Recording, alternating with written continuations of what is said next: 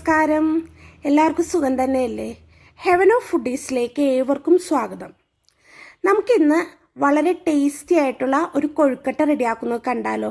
കൊഴുക്കട്ട ശനിയൊക്കെ വരികയല്ലേ, എല്ലാവരും ഒന്ന് ഉണ്ടാക്കി നോക്കണേ. ഈ റെസിപ്പീസൊക്കെ കണ്ടിട്ട് ഈ ചാനൽ ആദ്യമായിട്ട് കാണുന്നവരാണെങ്കിൽ സബ്സ്ക്രൈബ് ചെയ്യാൻ മറക്കരുതേ.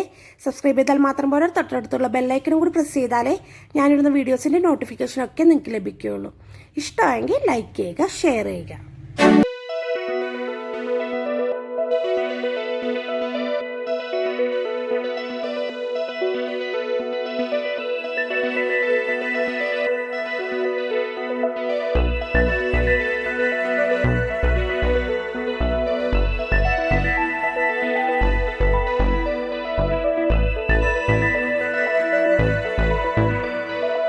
നമുക്ക് കൊഴുക്കട്ടയ്ക്ക് ആവശ്യമുള്ള തേങ്ങ ഒന്ന് വിളയിച്ചെടുക്കാം. അതിനായിട്ടൊരു പാൻ അടുപ്പത്ത് വെച്ചിട്ടുണ്ട് ഞാൻ. ഇതിലോട്ട് ആവശ്യത്തിനുള്ള ശർക്കര, പക്ഷെ ഇപ്പം ഞാനിവിടെ ശർക്കര നേരത്തെ തന്നെ ഉരുക്കി ഇങ്ങനെ അരിച്ച് ഞാൻ വെച്ചേക്കുവാണ്. കുപ്പിയിലാക്കി ഫ്രിഡ്ജിൽ വെച്ചിട്ടുണ്ട്. ഞാൻ അതിനകത്തു നിന്നാണ് എടുത്തിരിക്കുന്നത്. ഒരു ഏകദേശം 200 ഗ്രാം ശർക്കര ഉരുക്കിയ നീരും എടുത്താൽ മതി കേട്ടോ. ഇതിനകത്തോട്ട് 1 കപ്പ് തേങ്ങയും കൂടി ഇട്ട് നമുക്കിത് നല്ലതുപോലെ വിളയിച്ചെടുക്കണം. ഈ ശർക്കര നീരെല്ലാം നല്ലതുപോലെ പറ്റി വന്നം കേട്ടോ. ശർക്കര നീര് ഒട്ടും പാടില്ല. നല്ലതുപോലെ ഈ തേങ്ങയിൽ കിടന്ന് നല്ലപോലെ വിളഞ്ഞു വന്നം, നല്ലപോലെ വിളയിച്ചെടുക്കണേ. ഈ ശർക്കര നീരെല്ലാം പറ്റി വന്നം ഇതിനകത്തോട്ട് നമുക്ക് പൊടിച്ചു വെച്ചിരിക്കുന്ന 1 ടീസ്പൂൺ ഏലക്കാപ്പൊടിയും 1 ടീസ്പൂൺ ചെറിയ ജീരകം പൊടിച്ചതും കൂടി ഇട്ട് കൊടുക്കാം. നല്ല ടേസ്റ്റാണ് കേട്ടോ. ഈ 2 പൊടികളും ഈ തേങ്ങയിൽ വന്ന് ചേരുമ്പോഴേക്കും നല്ല മണവുമാണ്. ഏലക്കയും ജീരകവും ഇട്ട് വിളയിക്കുമ്പോഴേക്കും നമ്മുടെ ഇതെല്ലാം വറ്റി ക്ലിയറായി വന്നിട്ടുണ്ട്. ഇനി ഞാനൊരു പാത്രത്തിൽ ഇത്തിരി വെള്ളം വെച്ചിട്ടുണ്ട് തിളപ്പിക്കാനായിട്ട്. ഒരു ബൗളിൽ അരിപ്പൊടി എടുക്കുകയാണ്. 2 കപ്പ് പൊടിച്ച വറുത്ത അരിപ്പൊടി എടുക്കണം. ഇത് വെള്ളം തിളച്ചിട്ടുണ്ട്. 2 കപ്പ് അരിപ്പൊടിയാണ് കേട്ടോ ഞാൻ എടുത്തിരിക്കുന്നത്.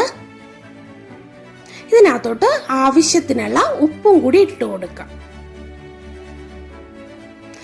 എന്നിട്ടൊന്നും ഒരു കയ്യിൽ വെച്ച് നല്ലതുപോലെ ആ ഉപ്പ് എല്ലായിടത്തും എത്താൻ വേണ്ടി ഒന്ന് ഇളക്കി കൊടുക്കണം. എന്നിട്ട് ഇതിനകത്തോട്ട് ആ തിളച്ച വെള്ളം അത് നല്ല ചൂടോടുകൂടി തന്നെ ഇതിനകത്തോട്ട് ഒഴിച്ചു കൊടുക്കണം. കുറേശ്ശെ ഒഴിച്ചു കൊടുക്കണേ. ഇത്ര അളവെന്നൊന്നും ഞാൻ പറയുന്നില്ല. ഓരോ പൊടിക്കും ഓരോ അളവായിരിക്കുള്ളൂ. അതുകൊണ്ട് വെള്ളം കുറച്ചധികം തിളപ്പിച്ചിട്ട് കുറേശ്ശെ ഒഴിച്ച് ചപ്പാത്തി പരുവത്തിന് കുഴച്ചെടുക്കണം.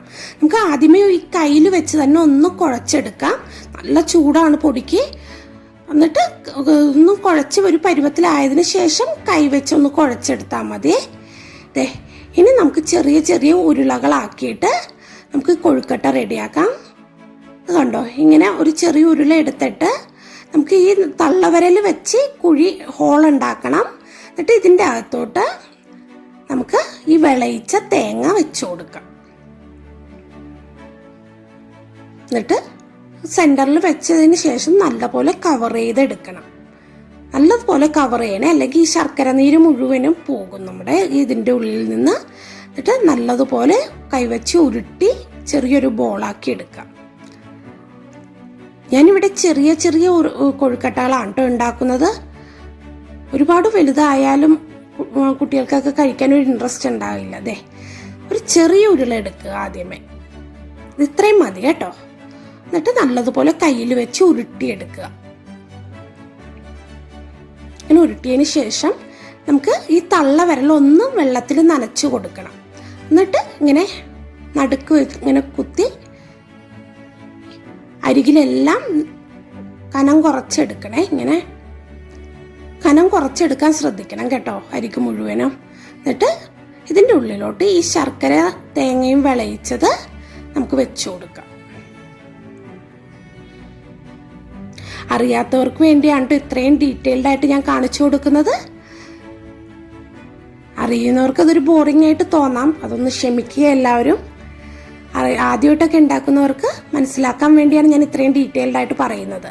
ഇങ്ങനെ നല്ലതുപോലെ കയ്യിൽ വെച്ച് ഉരുട്ടിയെടുക്കണം കേട്ടോ.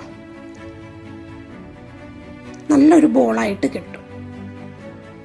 ഇങ്ങനെ നമുക്ക് ഈ മാവെല്ലാം ഇതേപോലെ ഉരുട്ടിയെടുക്കാം. ഇത്രയും റെഡി ആയിട്ടുണ്ട്. ഞാനിവിടെ ഇഡ്ഡലി പാത്രത്തിലാണ് കേട്ടോ ആവി കയറ്റി എടുക്കുന്നത്. തട്ട് തട്ട് വെച്ചിട്ട് നമുക്കൊരു 10 മിനിറ്റ് ആവി കയറ്റി എടുത്താൽ മതി. നമ്മുടെ അടിപൊളി കൊഴുക്കട്ട ഇവിടെ റെഡി ആയിട്ടുണ്ട്. കൊഴുക്കട്ട ശനിക്ക് എല്ലാവരും ഒന്ന് ഉണ്ടാക്കി നോക്കണേ. നല്ല ടേസ്റ്റി ആയിട്ടുള്ള കൊഴുക്കട്ട ഇങ്ങനെ റെഡിയാക്കി എടുക്കാം. നല്ലൊരു ദിനം എല്ലാവർക്കും ആശംസിക്കുന്നു.